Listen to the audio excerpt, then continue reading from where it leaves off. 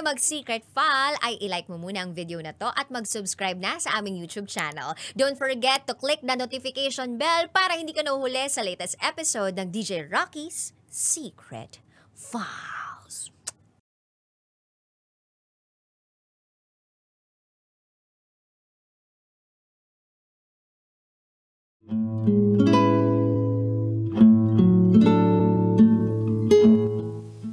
And now, it's time for DJ Rocky's Secret Files.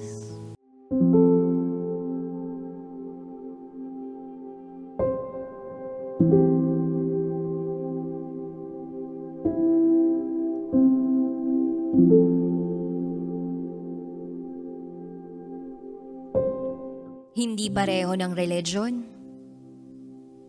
kaya hindi pwedeng ituloy.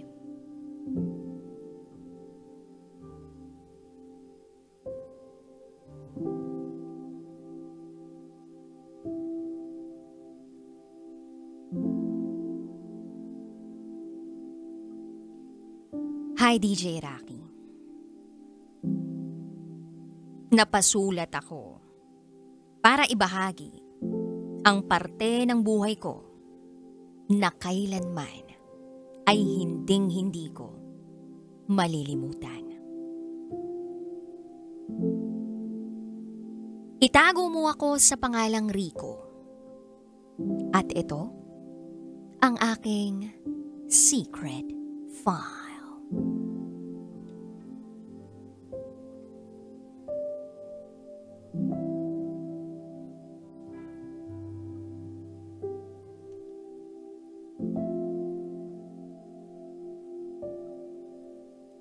High school pa siya noong makilala ko siya.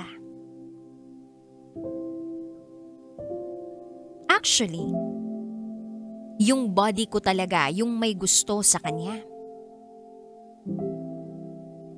And maliit lang ang mundo dahil ex ko yung kaibigan niya.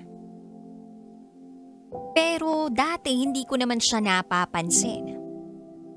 Hanggang sa nag-open up sa akin ang body ko. Maganda daw itong babaeng to. Itago natin siya sa pangalang Princess. Morena, mapungay, at nangungusap ang mga mata. Bagay na bagay sa pilik mata niyang napakahaba. Saktong-sakto ang kapal ng labi. At hanggang balikat ang kanyang buhok. Medyo wavy. Sabi ng body ko, susubukan niya raw na ligawan si Princess. Pero dahil sa agwat sa kanilang edad, alam niya na baka hindi ito pumayag. Pero sinubukan pa rin niya. And by the way, DJ Rocky, ako at ang buddy ko ay tapos na sa high school. Hindi na muna kami nag-enroll noong mga panahong yun ng college. Dahil wala pang pang-aral eh. Samantalang tong buddy ko, kahit na mayaman, huminto muna ng pag-aaral dahil gustong sumubok sa politika. Gustong sumunod sa yapak ng tatay niya. So basically, DJ Rocky, kami ang laging magkasama ni Buddy. Isang araw, nasa bahay ako nila Buddy. Nung sabihin niya na hindi raw siya type ni Princess, natawa ako sa kanya. Sinabihan ko siya na wala ka pala eh, mahina ka eh. Hindi mo napapayag yung high school student, pero kaya mo namang mag-chicks ng college students. Tawang-tawa din siya sa nasabi ko. Napakamot ulo si Buddy. At sinabi niya na maganda talaga tong princess na to. So sabi ko, paano kaya kung ako ang manligaw? Sagot sa akin ni Buddy agad. Ay, hindi ganun type. Tawang-tawa ako sa ekspresyon ni Buddy. Kasi mukhang tinablan siya sa ginawa sa kanya ni Princess. Pero kilala ko naman siya. At sigurado akong wala lang yun sa kanya. Lumipas ang 2 linggo. Fiesta sa bayan namin. Dahil kaibigan ko naman ang ex ko, ay niyaya namin sila na dumayo sa amin para makifiesta. That time, may boyfriend naman na siya noon. Kaibigan din namin yung boyfriend. Maayos ang pagkakaibigan naming lahat. At maging ang hiwalayan namin, kaya walang problema. Isa pa, maliit naman ang bayan namin. Nasa iisang isla lang kami. Kaya kami-kami rin ang magiging magkakampi at magkakaibigan. At dahil nga kaibigan ng ex ko na si Trina, si Princess, magkakasama silang dumating sa bahay ni Buddy. Oo, DJ Rocky. Dahil mayaman sila Buddy, madalas dun kami nagkakayayaan. Dahil sila ang maraming pagkain at maraming inumin. Isa pa, makakatulong yun para mas makilala ang pamilya nila para sa nalalapit na eleksyon. Sa pagkakataong yun, DJ Rocky, hindi ko maintindihan yung sarili ko kasi nahuli ko na lang yung sarili ko na nakangiti habang nakatitig kay Princess. Sa hindi ko maipaliwanag na dahilan, parang lumiwanag yung paligid nung araw na yun. Siya lang ang nakikita ko sa dami ng mga taong naroon. Nagtataka ako at napapatanong sa sarili ko. Bakit? Madalas naman kaming nagkikita-kita kung saan-saan. Kilala ko naman na siya noon. Pero mismong araw na yun, doon ko lang siya napansin ng sobra.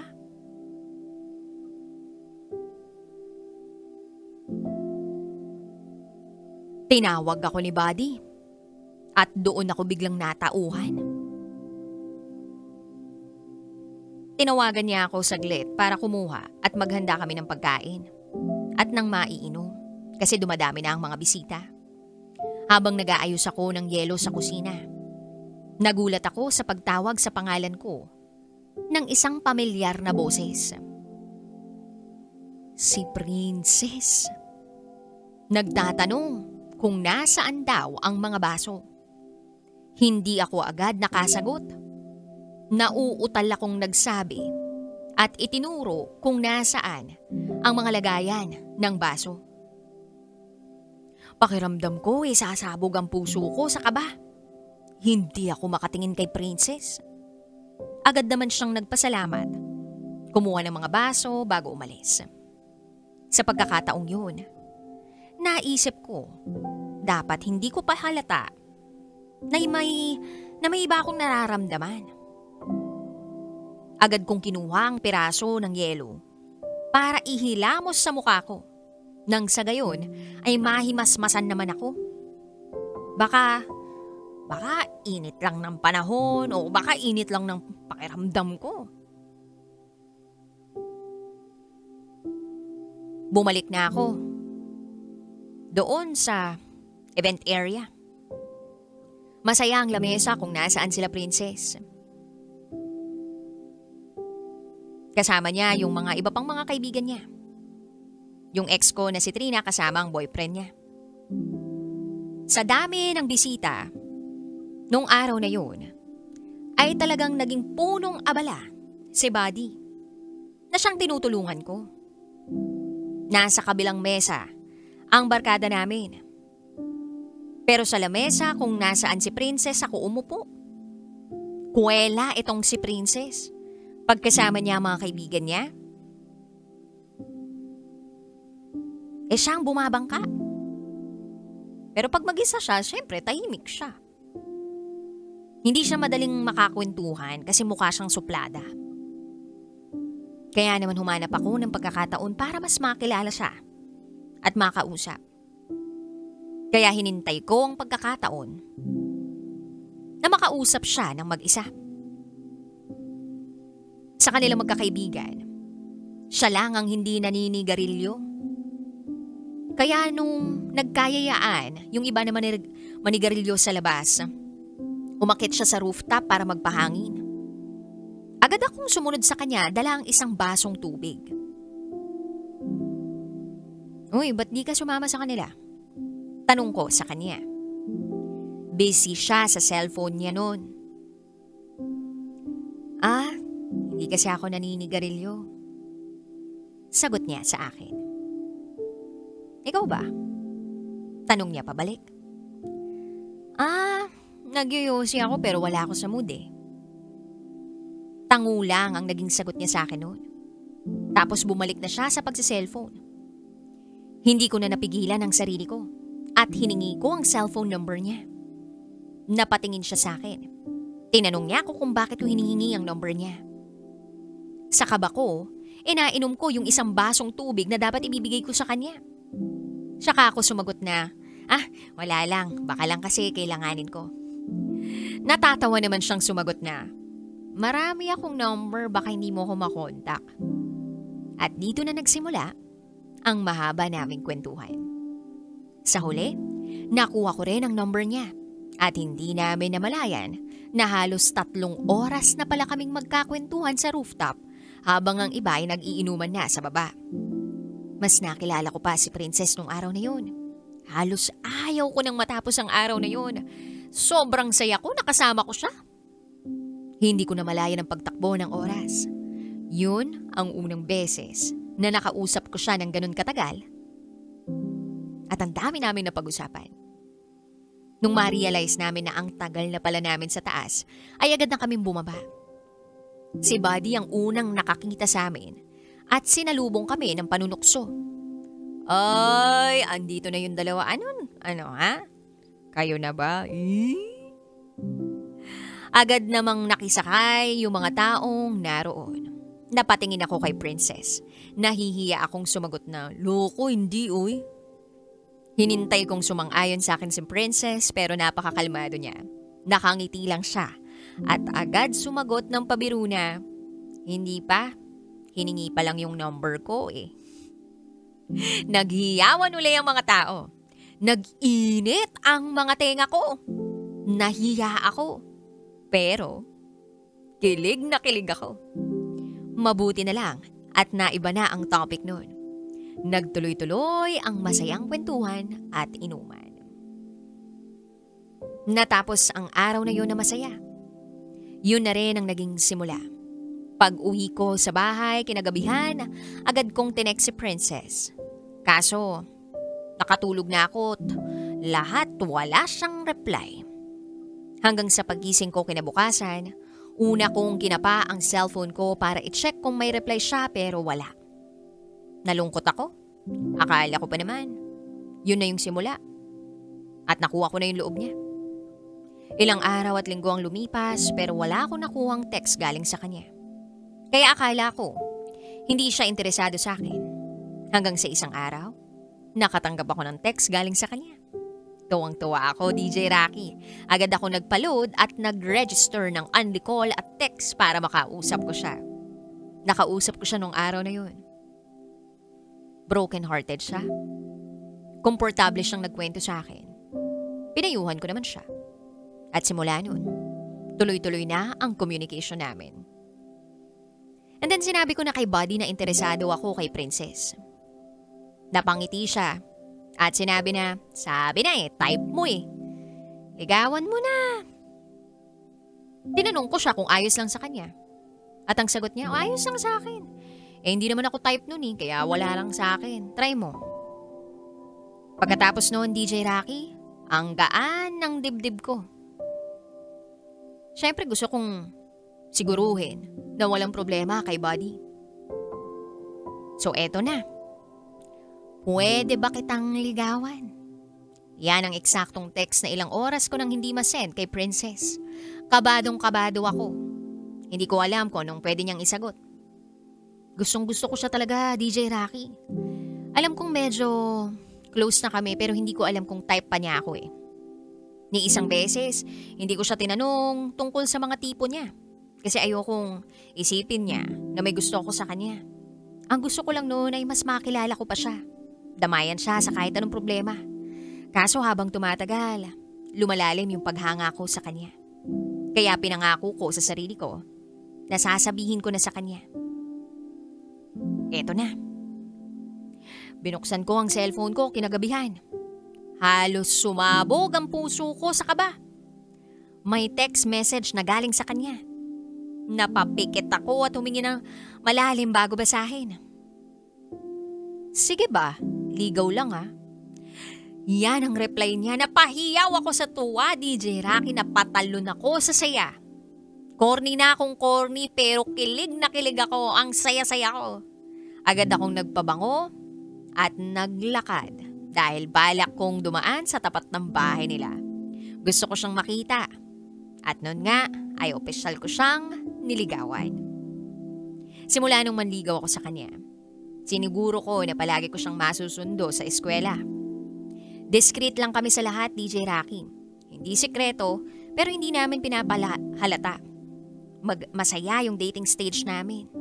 At dahil kay Princess, naisipan kong bumalik sa pag-aaral.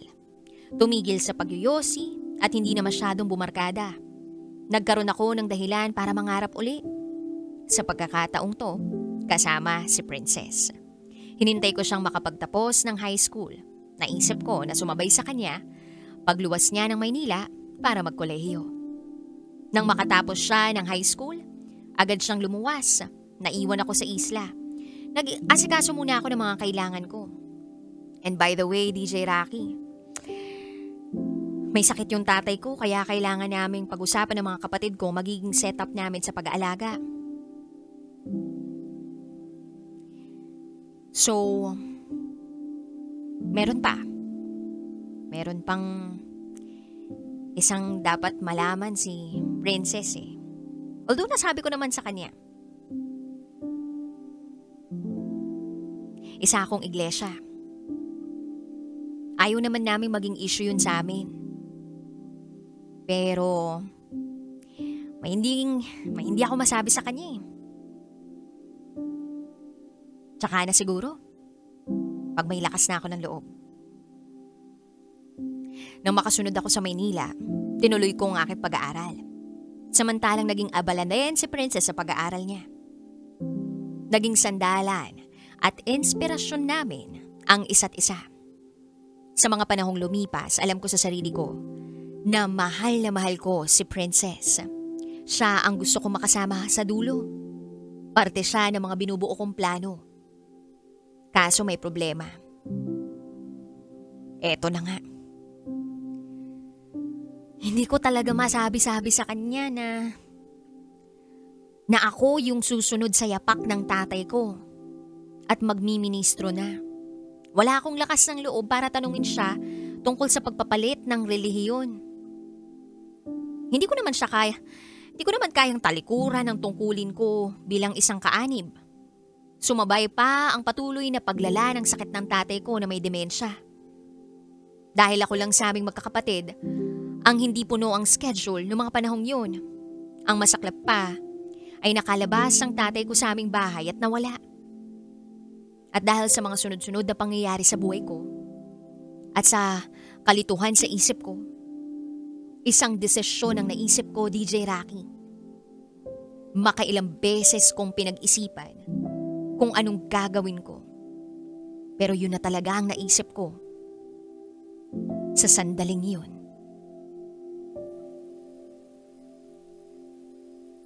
Isa akong gago. Tuluyan kong tinapos ang meron kami. Iniwan ko sa ere si Princess. Hindi ako nagparamdam sa kanya.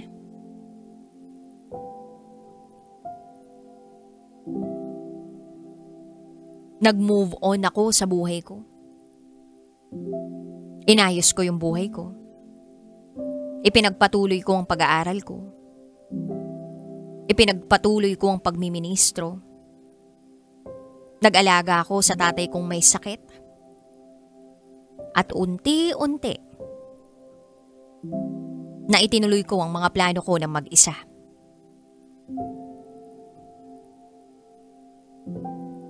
Sa maniwala kayo sa hindi, hanggang ngayon, naiisip ko pa rin yung mga mali kong nagawa.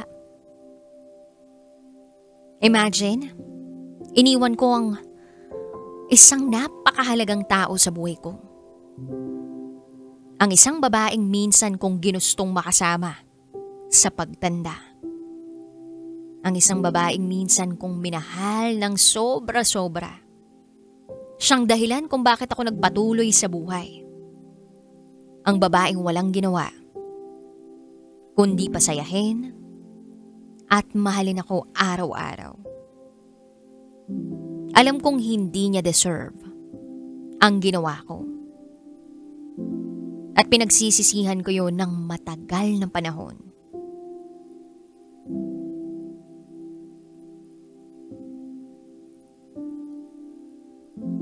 Sa maraming taong lumipas, minamahal ko siya ng patago sa malayo. May mga araw na gustong-gusto ko na siyang kausapin. Pero naisip ko na panindigan ko na lang yung ginawa ko. Kasi masasaktan ko lang siya. At magugulo ko lang ang isip niya kapag ginawa ko pa yun.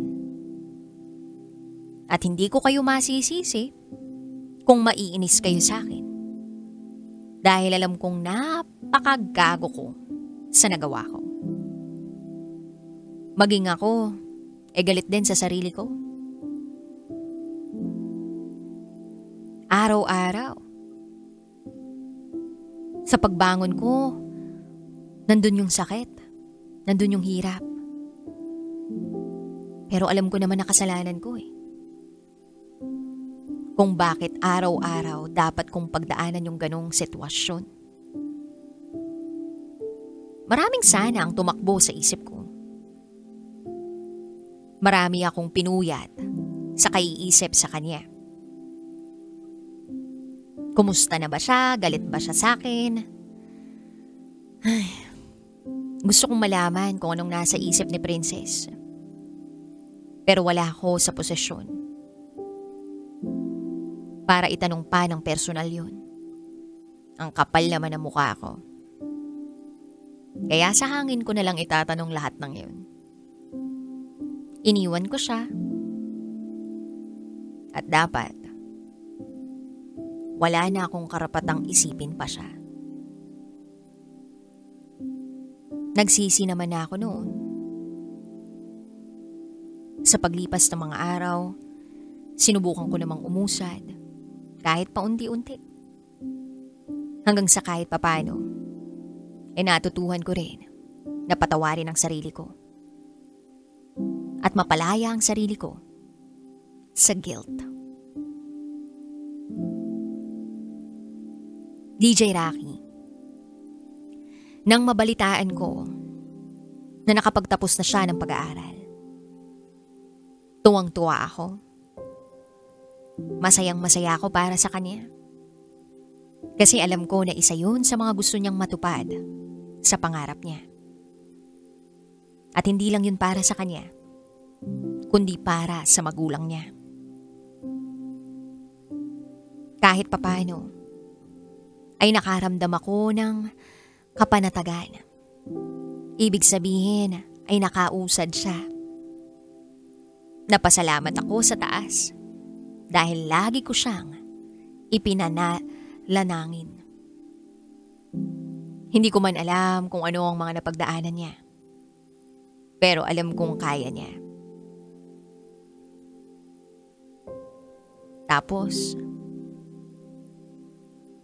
Naaalala ko na naman yung mga desisyon ko noon. Bagamat mali ang paraan, mali na hindi ko siya kinausap, ay naisip kong nangyari. At tinadyang mangyari yun dahil yun talagang dapat. Pero kung may babalik ko lang ang nakaraan, ay gusto kong itama yun. Magpapaalam ako kay Princess ng maayos. Masaya ako dahil alam kong masaya siya sa kasalukuyan. Dito ko na po tatapusin ang kwento ko, DJ Rocky. Pero bago ko tapusin ang lahat ng ito, gusto kong kunin ang pagkakataon na ito para iparating kay Princess ang mensaheng ito. Kung siya man ay nakikinig, dahil wala naman akong mukhang maihaharap sa kanya. Ito ang gusto kong sabihin. Princess, patawad sa nagawa kong pangiiwan sa'yo. Patawad kung naging duwag ako. Sana ay napatawad mo na ako sa nagawa ko. Gusto ko lang malaman mo na kung anong meron tayo noon, kung ano yung naramdaman kong pagmamahal para sa'yo noon, lahat ng yun ay totoo. Masaya ako na minsan sa buhay ko ay nakilala kita. Dasal ko parati ang iyong kaligayahan. Salamat. Salamat sa napakagandang alaala. Natapos man ang pahinang ito ng kwento natin, ay mananatili ito sa puso ko habang buhay. Hanggang sa susunod, aking prinsesa. Muli, ako si Rico. At ito, ang aking secret farm.